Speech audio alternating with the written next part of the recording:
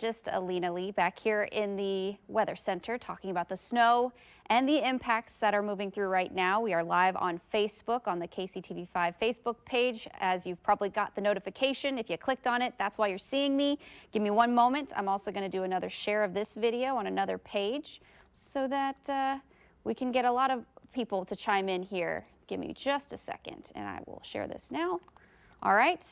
Okay, so obviously, if you've been awake for the last couple of hours, you've probably seen some of that snow move through the area. It has continued to become a little more widespread for our metro communities, and it's continuing to push off to the east. Now, I have looked at KDOT, MoDOT, and the traffic cameras, so we are going to start off with those first, where you can see a little bit of a backup. This camera right here is from I-35 southbound at Southwest Boulevard. That's where the camera is. The incident is actually on the northbound side past Mission Road, where obviously you can see the lane is closed by that little marquee there from the truck. I think the crews out there have been able to clear it, and for now it looks like it's just kind of moving out of the way. I think they're going to be pulling away here now as you watch this live here on Facebook at 2:06 in the afternoon on your Saturday. So it looks like they cleared the incident, but obviously there's still quite a bit of a backup there. Meanwhile, if we switch the camera to this one, there was another incident on 435 southbound at Kansas Avenue, but obviously we can't see any flashing lights any longer. It doesn't appear to be too much of an issue, but I have seen a couple reports here and there of some two-vehicle collisions, some stalled vehicles here and there on the KC Scout map. And as I show you what the roads look like right now on our traffic map here, you can see a little bit of a backup. And as I zoom in closer here, you can see on I-35, this is a northbound incident at Front Street. Supposed to end around 2:35. It could be cleared a little sooner. Obviously, you see that it's green, so hasn't really caused too much of an issue.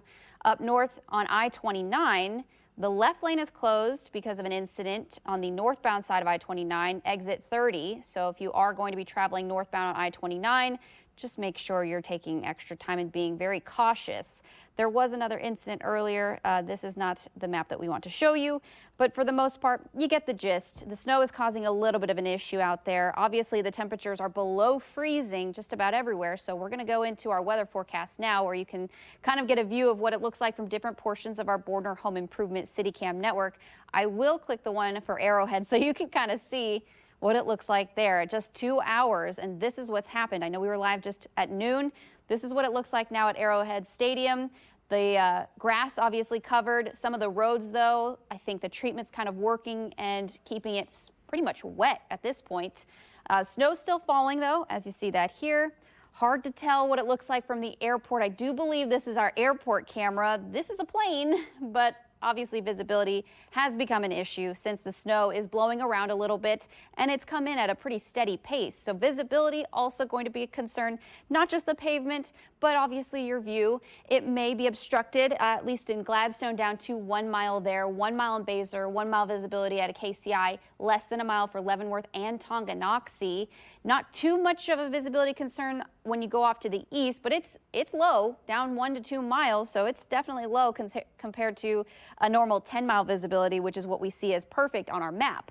Now looking across the viewing area, Marshall now dealing with some very low visibility, 3/4 of a mile there, 2.1 in Richmond, 1.2 in Bethany along I-35 on the Missouri side of our viewing area, and even out to the west near Lawrence, where visibility is down below a mile. So obviously, if you don't have to be out driving around, we advise you to probably stay home. I know a lot of folks probably want to do some last-minute grocery shopping for their indoor Super Bowl party festivities for tomorrow. But of course, we're dealing with quite a bit of an issue with the roads and the snow coming down. Wind, not a huge deal. We've got sustained wind speeds between 10 and 20 miles per hour, even some as low as 8 and 9 from Chillicothe and Marshall.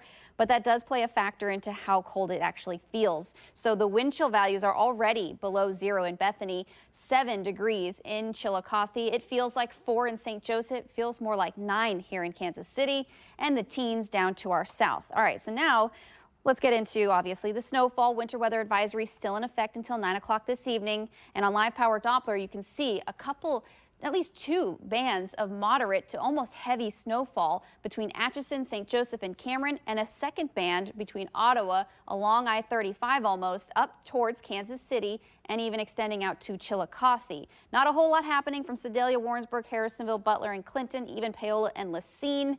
It's mainly cloudy there, but pretty chilly, obviously. So we get in closer. You can see where that heavier band is set up.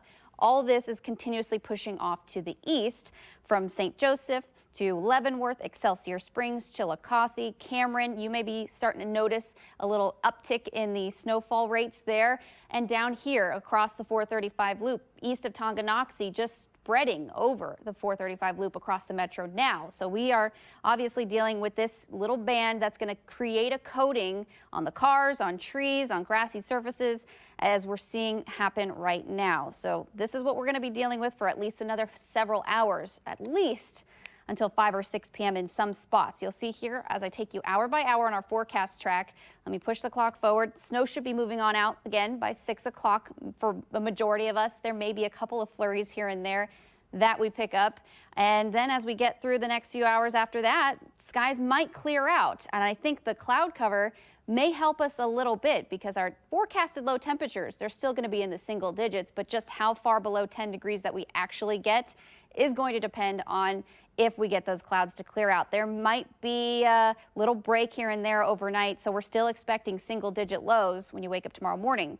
Also expecting to see another round of snow. We're going to be dealing with several rounds here and there throughout the next few days. Over the course of a week, we actually have got a few more snow chances in our 7-day. We'll talk more about that in our full newscast later on this afternoon, but I do want to get you through the weekend because obviously most people are probably just at home. As I just move over here to see what people are saying on Facebook, I'm looking at you guys and seeing your comments. Rebecca, looks like a whiteout. Yes, certainly does in some cases.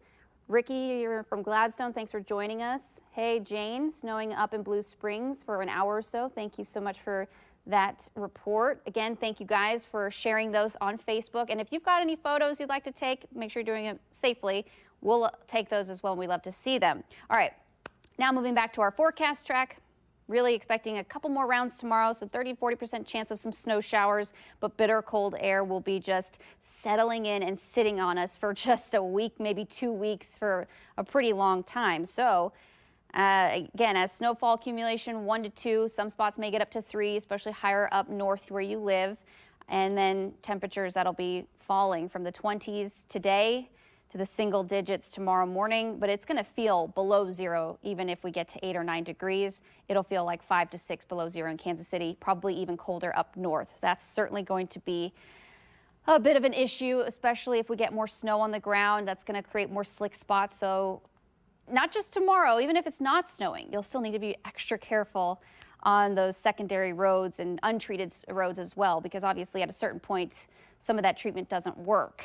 And I will go over now to Facebook and see what you guys are saying. If you have any questions, comments, I'd be glad to answer them. I don't want to take up too much of your time. It's already 2:13. We've probably been, live for 10 minutes or so. I appreciate you, Sandra.